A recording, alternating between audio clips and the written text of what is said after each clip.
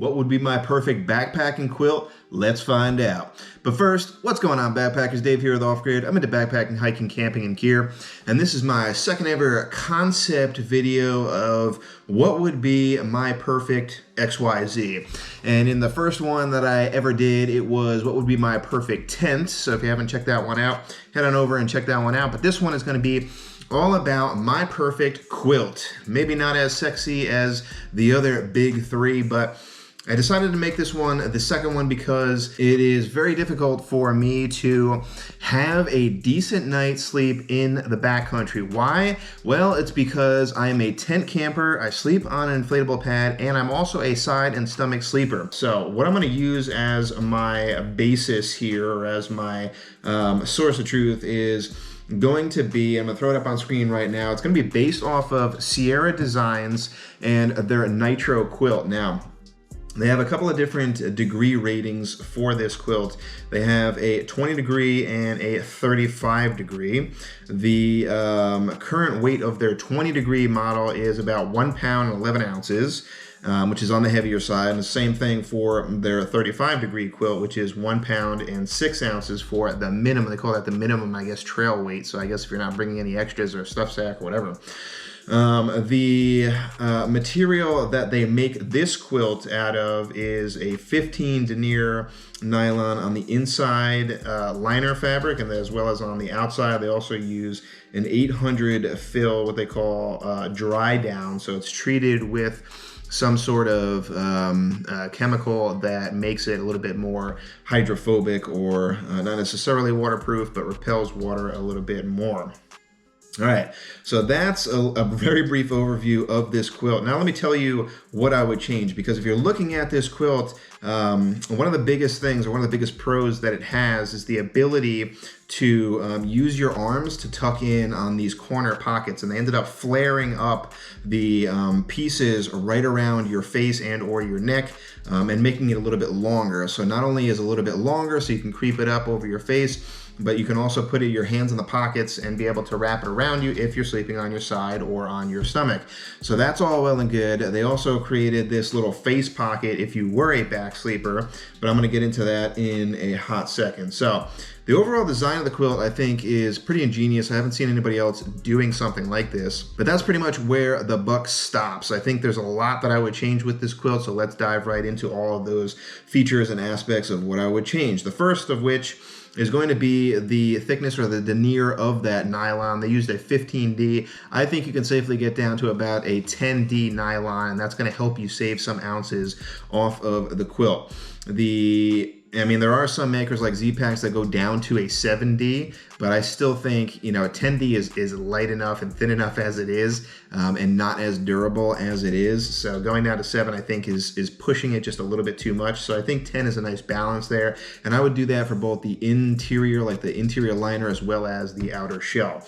So you're going to save some ounces off of that. The next thing that I would do is, depending on your budget, I would offer options for both an 850 down as well as a 950 down. So on their site, and what they're using for both of these quilts is an 800 fill power. So if you don't know anything about the fill power for down in either your sleeping bag or your quilt, basically the higher the number that you're going, the more that the feathers puff up and loft, which means that it's able to trap more heat with less volume compared to the lower numbers. So if you have a 600 fill down, you need more of it to achieve the same heat rating, so to speak, compared to something that was an 850 or a 900 fill down. The feathers of the ones that are lower numbers just don't loft up as much. So that's just an easy, quick overview on that. So I would go up in the overall fill power, which also decreases the weight as well. So 850 is kind of the standard right now. I think 800 is just a tad lower. Anything lower than that, I wouldn't necessarily recommend. And then as you get into the 900s, they even have 1,000 fill power. Then it becomes really expensive to own the quilt. So I would say anywhere in between that 850 to 950 range, depending on what your budget would be. The next thing that I would do for the quilt here would be to, and circling back around to that weird face hole that they had, I would eliminate that face hole where you can like stick your head through it completely. First of all, because If you're a side and stomach sleeper, you're not able to utilize that face hole because there's no way to be on your side but still be able to breathe out of it. It's really specifically designed for back sleepers.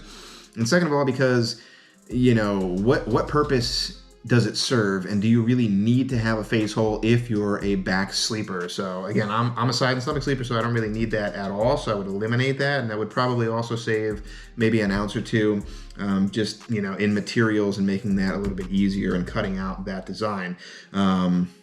So I just think, you know, with the overall design of this quilt, it's kind of specifically geared towards everybody who isn't a back sleeper, but I feel like they just kind of threw that in there just in case you were a back sleeper and you still like the design. So I'd get rid of that completely. The next thing that I would add here would be to put in buckles for sleeping pad straps, and then have an addition for something else. Let me get into that in a hot second. First thing would be to just add pad strap buckles to this thing. One of the biggest knocks against this quilt, I think it's one of the biggest reasons why it's not a big seller, is that they didn't have an option for you to cinch it down with some pad straps here. There's no buckles, loops, or anything on the side to really lock down that quilt around you and trap in that heat. So the first thing would be to add 2 or 3 buckles on each of your sides here to throw in some pad straps. But to take it a step farther and to add it as an additional option, what I would also add on here would be to put some more of that liner that you're going to use for your foot box to keep your foot box kind of locked in, but also put that more towards your upper torso. I don't think that you necessarily need a liner on your entire sleeping bag, so to save a little bit of weight there, I would just have a liner be kind of like on the upper portion of your pad here, just your upper torso.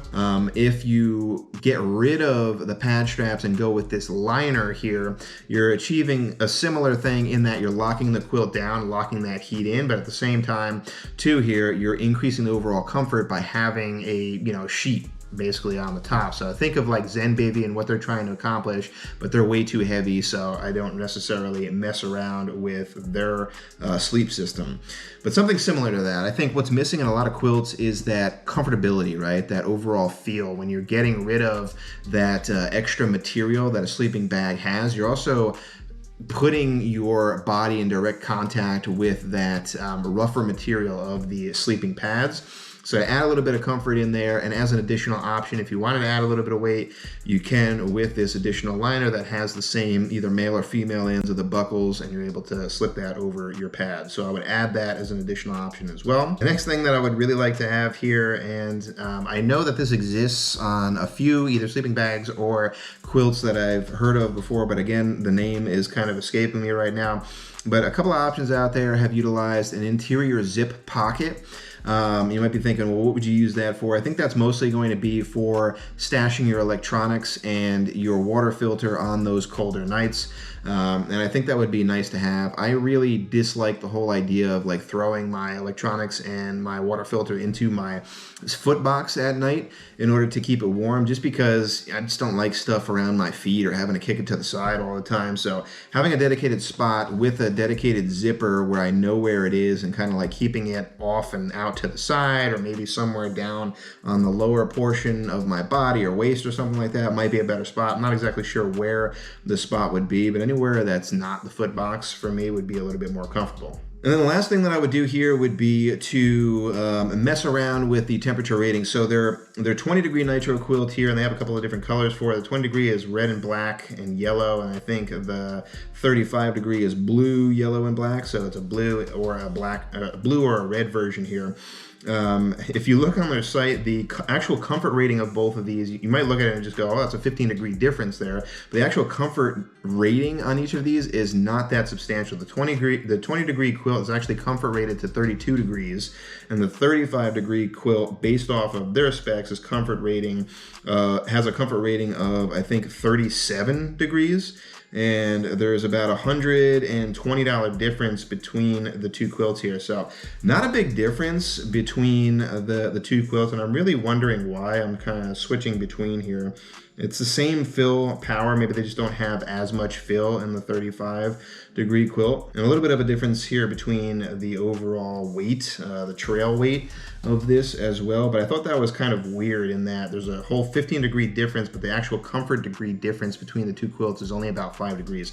So what I would do if I were to create two different versions of this is I would create a 32-degree rated quilt, or maybe a little bit lower of a comfort rated quilt. So their 20-degree is actually not that bad. But then the next step up, I would probably go to somewhere around like 45 degrees in order to be pretty comfortable in a legit 3-season setup there. So you're all the way down to freezing, and then you can take out, you know, the 45-degree quilt in some warmer temperatures there.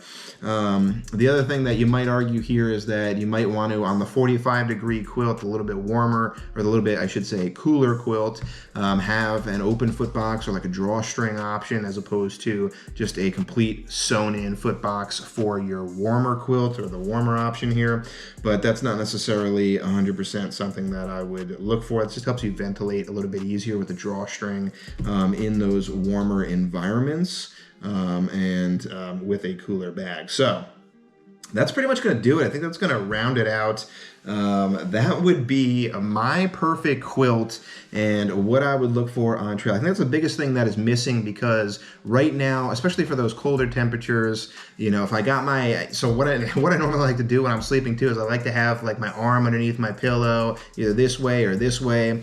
You know, on those chillier nights, you know, my arms and my head get really cold. So I was thinking, well, maybe I have to like throw on my puffy in order to sleep, but I can't throw up my hood because then my face gets all turned around in it and that looks weird. So then I was looking at like balaclavas, a separate type of hood that you can throw on in conjunction with like my Mountain Hardwear puffy that I like to go out in. And I'm just like, there's got to be a better design out there. And I was also looking at quilts that were just a little bit longer in general, so I can do something similar to this, where I can kind of have extra material to wrap up around my face and my shoulders. But I don't think you should have to do that, or have to think of these back alley solutions in order to find what should just work inherently out of the box. So I think Sierra Designs came pretty close here with the Nitro quilt. They just need to tweak a few things here, get that weight down, even if it means increasing the price a little bit. I don't know if I talked about that, but the MSRPs are $249 for their